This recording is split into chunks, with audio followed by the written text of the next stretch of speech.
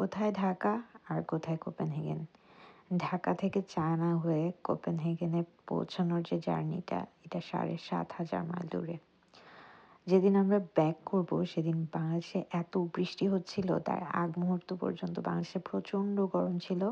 বৃষ্টির কারণে এক্সপ্রেসওয়েতে এত যানজট ছিল যে আমাদের ফ্লাইটের টাইম ছিল 10টা 10-এ। ফ্লাইট একটু ডিলে হয়েছে। আমরা বাসা থেকে বের হয়েছি 5টা 5:30 অ্যারাউন্ড, বাট আমরা পৌঁছাতে পৌঁছাতে অলমোস্ট 7টা বেজে গেছে। সো আসার পর খুব বেশি যে আসলে ফ্যামিলির সাথে টাইম স্পেন্ড করতে পেরেছি তাও না।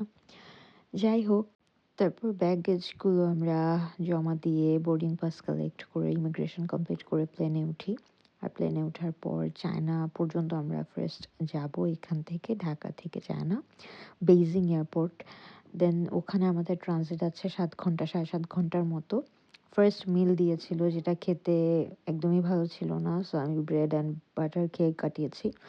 দেন চায়নায় অলমোস্ট আমরা একদম ভোরবেলায় মানে পৌঁছেছি। চায়নায় বেইজিংয়ে এর আগেরবারও আমরা এসেছিলাম। সো এখানে আসার পর আসলে মনটা এত বেশি খারাপ হয়ে গেছে। আসার সময় খারাপ লাগছিল, বাট এখানে আসার পর একদম ফিল হচ্ছিল যে না, এখনো অনেক বেশি দূরে চলে যাচ্ছি। বেইজিংয়ে একদম ভোরবেলা যেহেতু ছিল, মানুষজনও কম ছিল, ফ্লাইটও খুব কম ছিল মনে হয়, যার কারণে। সো এখানেও মোটামুটি ইমিগ্রেশনের লাইন কেন জানি অন্যান্য ফ্লাইটের কারণে হয়তো বা আমাদের একটু দেরি হচ্ছিল, কারণ ওরা মাত্র ওপেন করেছে ইমিগ্রেশনের যেই প্রসিজিওরটা আছে।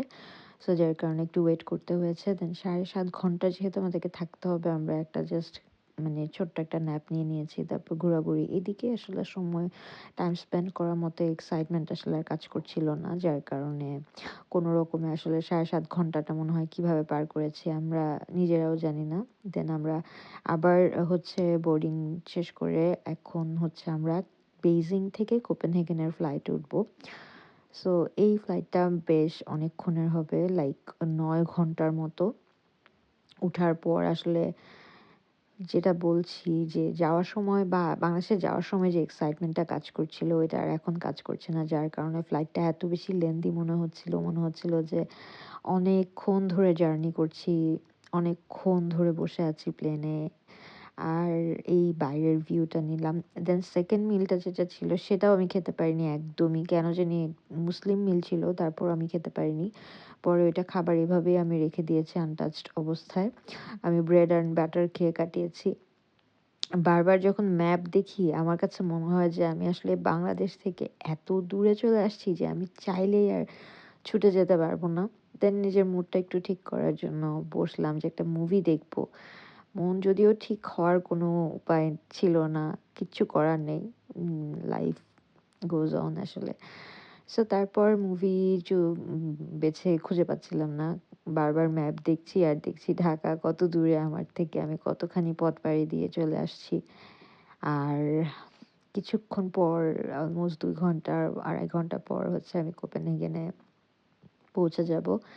And this flight was like, আমি জানি না, আমার কাছে অনেক বেশি দীর্ঘ মনে হচ্ছিল। দেন থার্ড মিলেও সেম, খাবার একদমই ভালো লাগেনি, খেতে পারিনি। আমি জানি না এটা মন খারাপের কারণে কিনা, খাওয়ার ইচ্ছাটাই নষ্ট হয়ে গেছে। দেন আমি ব্রেড আর বাটার খেয়ে আসলে কোনো রকমে সারভাইভ করার মতো, আমি খাবারটা একটু টাচও করি নাই এই ক্ষেত্রে।